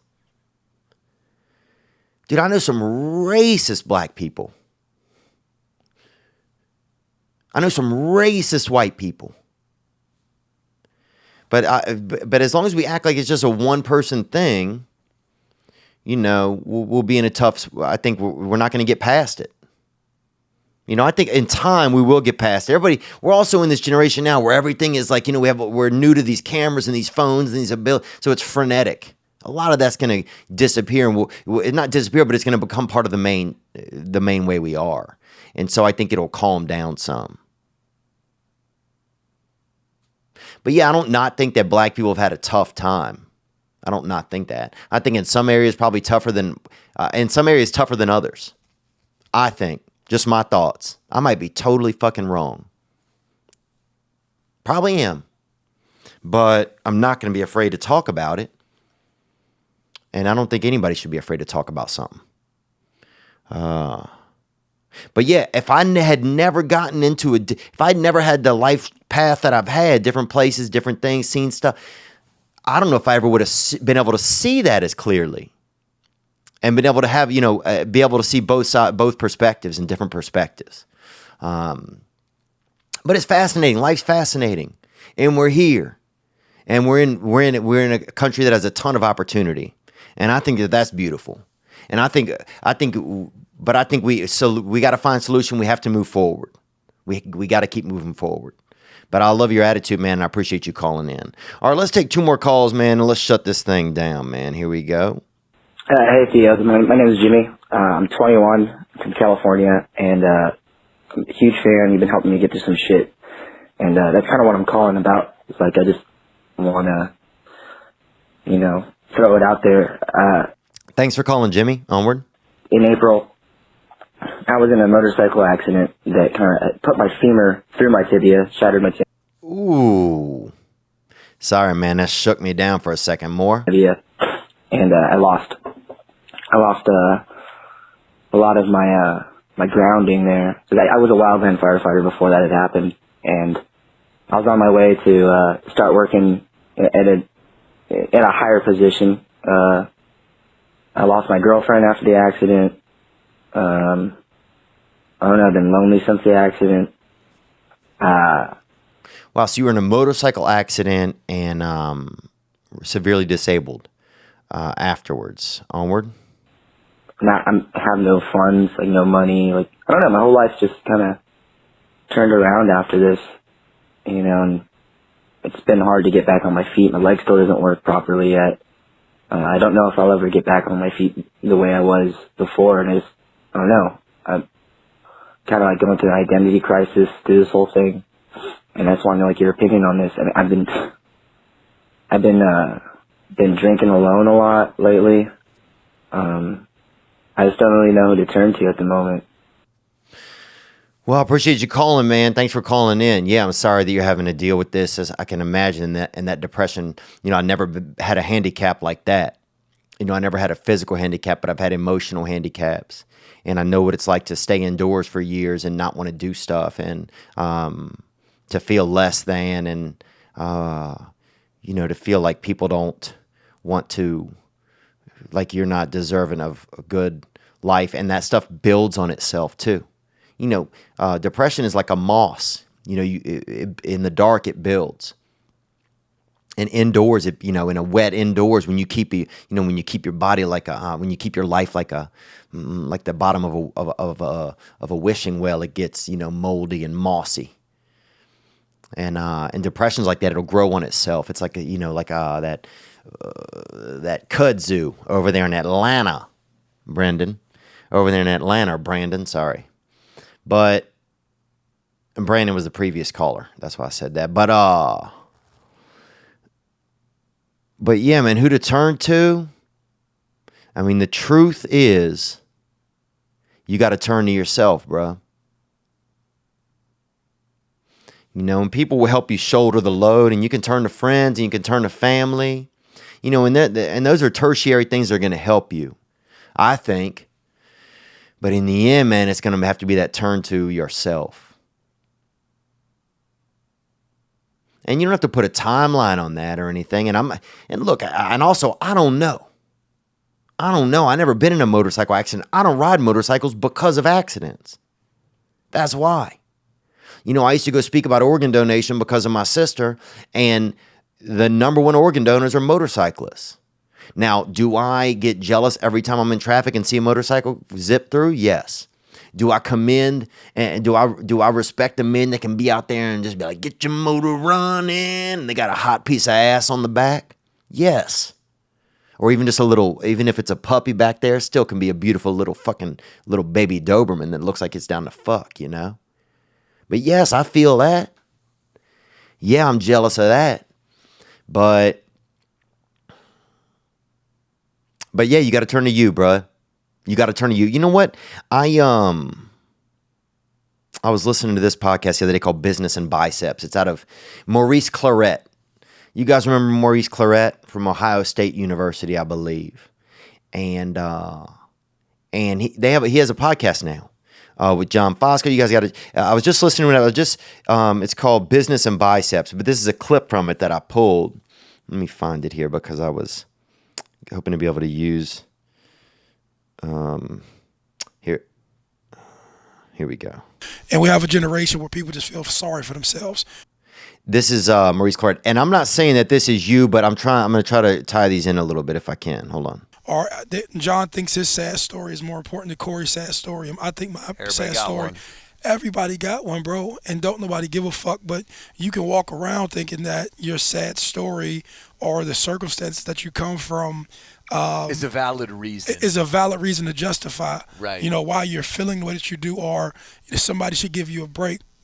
Nobody gives a fuck, bro. You know what I'm saying? And like, as hard as it is to swallow for most people, and as much as we think that, you know, we should all care, I said, you know, nobody cares besides your mother. Right. You know what I'm saying? True that. And your pastor on Sunday, and he's getting paid to care. And that's from the podcast is called Business and Biceps, and that's Maurice Claret. He's on there, John Foss. They got a couple of guys out there, and they're Midwestern dudes, and they're hard hitters, you know. And Maurice is talking about how nobody cares about your sad story on here. And I you know, I don't know.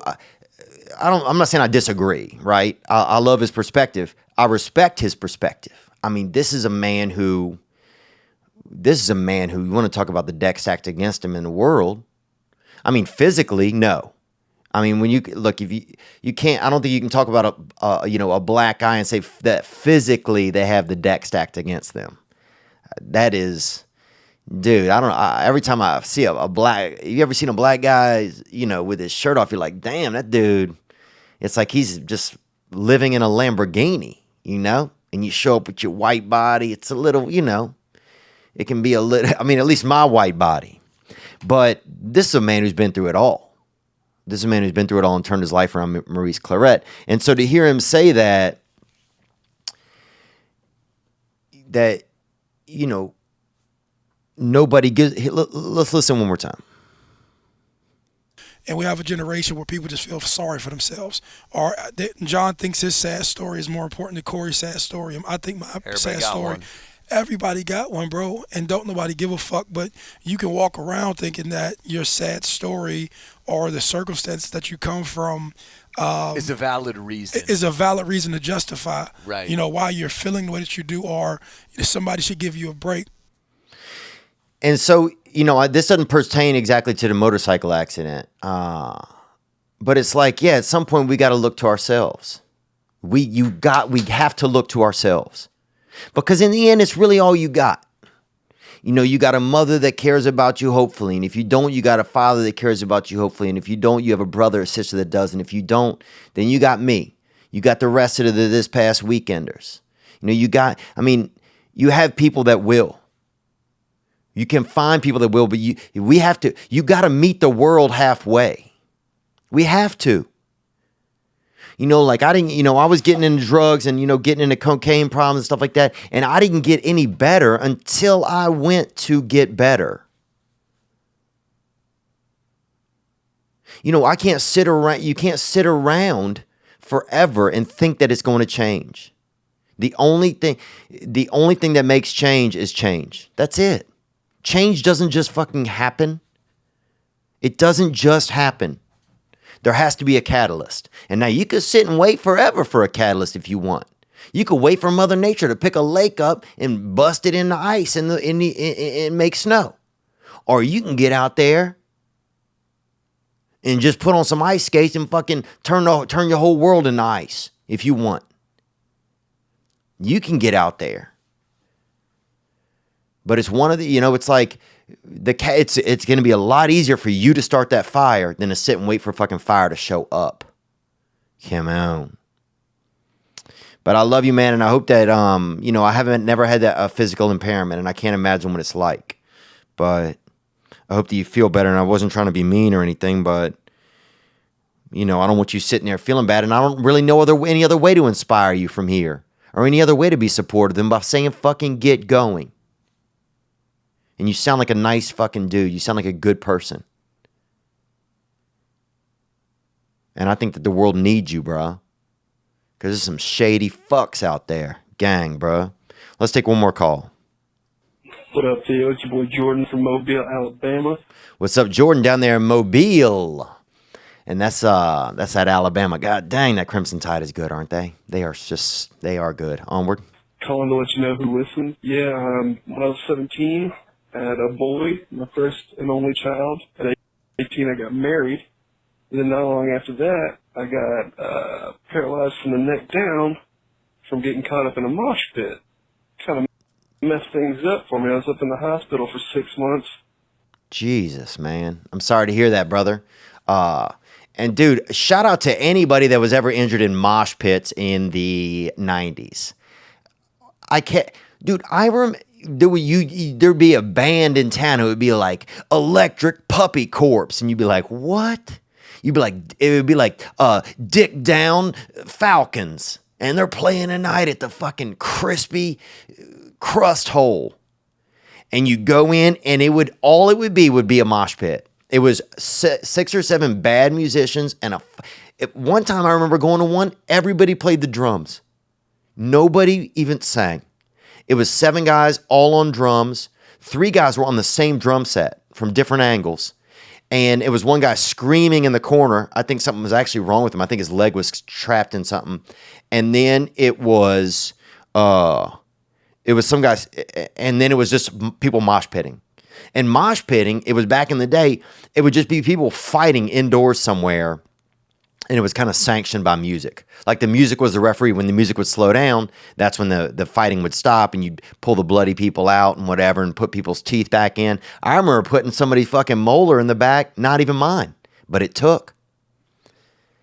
And I remember one dude, he would light his hands on fire and just come rolling through the mosh pit. By the end of the night, he would just have smoke coming off the ends of his arms. Shout out to everybody who's been injured and handicapped mentally and physically from mosh pits in the 90s. Dude, I salute you. It was an insane time. It'd be like, come see, Jaundice. It'd be like Jaundice Piss Toasters. They're playing tonight at the Holiday Inn. You're like, come see Unseparated Twins, Gasoline, Firefuck. Oh, they're playing, at that abandoned shed next to the Ramada. And you go in there, no lights, people beating each other in the dark to drums and someone screaming into a microphone for help. And that was, I think they called it mosh pitting. But shout out, Onward. And I'm sorry, man, you got paralyzed from the waist down. I'm not trying to make this not about you, but I'm just trying to share that. So that was pretty rough. I ended up getting, put me on medicines I ended up getting addicted to. And it was pretty rough. And I know a lot of people that call in deal with anxiety and depression, and I've dealt with that due to this injury. And I finally come through it. I'm off of all the medicines. I've learned to walk again. Wow. Dude, this is awesome, man. And our producer, this is a great call. This is a great call. Congratulations, bro. God, I can't even imagine not being able to move. And then they put you on painkillers that are highly addictive. You didn't stand a chance, man, I don't think. Onward. And it wasn't easy, but I just want to get the message out there that it is possible to change your attitude, and even when life throws crazy things at you, just, stick with it and keep moving, because that's what it's all about. If you stay down and out, you ain't going to get better. So. Man, this is crazy because, we might just stop after this because this is, man. It's tough. Look, coming from you, that's what I need to hear. I've been dealing with just some little things myself here and there, but it's been making me feel just uncertain and unsure. And sometimes even when things are going well, there's something inside of me that wants to fuck them all up. But man, how am I going to complain today when I know you're dealing with this? You can't even move. And now you can. And now you're back, bruh. Now you trick-or-treating again, son. You trick-or-treating, bro. You was that coal miner in the wheelchair, and now you that fucking... Now you're pregnant Selena, bro. Now you about to deliver in this world. Let's hear more. Why not just try to look forward and do the best you can do? And... yeah, I really don't know what else to say other than roll tide. Love you, man. And keep it up. Man, when a guy who was handicapped from the waist down and he's telling me to keep it up. He's calling to encourage me. Wow. Thanks, man. I needed that, dude. I mean, how big is that? That he, that's his situation. He's thinking about moving forward. How do we move forward? How do you move forward when you are paralyzed? When you are addicted. This fucking guy, that's one guy right there in Alabama. A place that's tough to live. I don't care what color you are or what, if you have a head or you don't have arms or whatever, you're in a wheelchair, you're electrocuted. You fucking have wings poking out of your back. You're like Daniel, you're a damn hoof boy. Your daddy turned you into a fucking little deer. It's a tough, look, that's a tough existence that this man has had. And he's moving forward, bro. I love it. I love it, man. Man, I'm happy to be here to be a part of this. Whatever paralyzes you, bro, if you're feeling down, if your paralyzation has come from, decades and generations and centuries of your people being not given opportunity. If your paralyzation comes from, self-doubt and depression, sexual inadequacy, anger,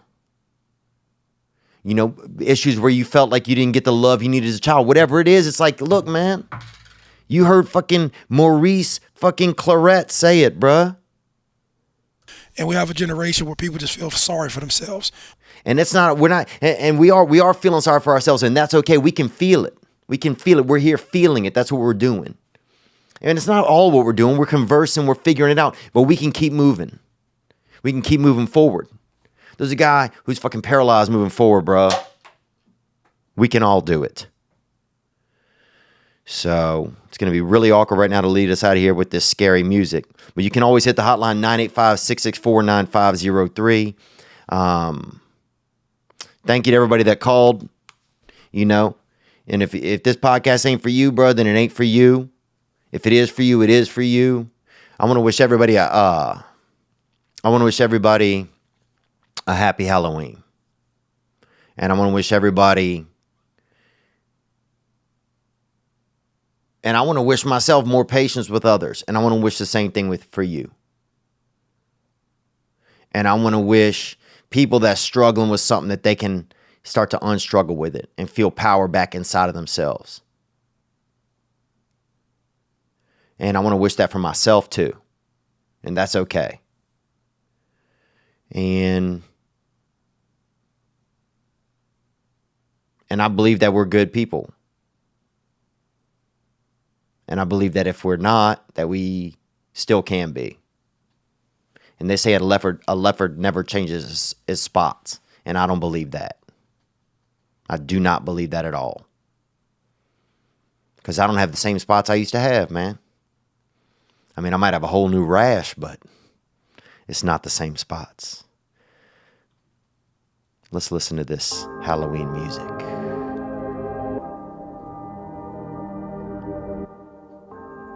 And that's not good enough. Awkward way to end the episode, but that's life, boys. Sometimes it's good, sometimes it's weird, sometimes it's whatever. As always, you can hit the hotline 985-664-9503. I want to thank you to everyone that called in. I'm very grateful to have callers that care enough to A, share their lives, and B,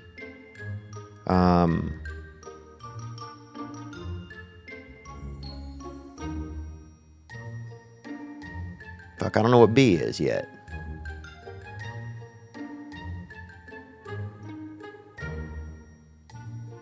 And B, share their thoughts.